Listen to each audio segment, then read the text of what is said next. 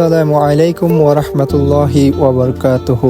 ইনশাআল্লাহ আজ অনুষ্ঠিত হতে যাচ্ছে রামু উপজেলার অন্তর্গত ৮ নং ওয়ার্ডের পশ্চিম বাংলা ইসলামী যুবক সমাজের উদ্যোগে আয়োজিত ৪২তম ঐতিহাসিক সিরাতুন নবী সাল্লাল্লাহু আলাইহি ওয়াসাল্লাম মাহফিল।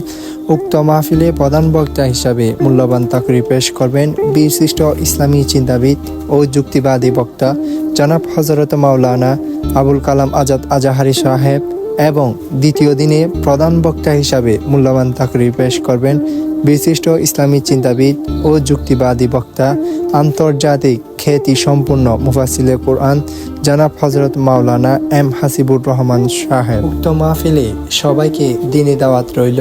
সবাই এসে মাহফিলের সৌন্দর্য বৃদ্ধি করবেন বলে আশা করি। এই বলে বিদায় নিলাম। সবাই ভালো থাকবেন। আসসালামু আলাইকুম ওয়া রাহমাতুল্লাহ।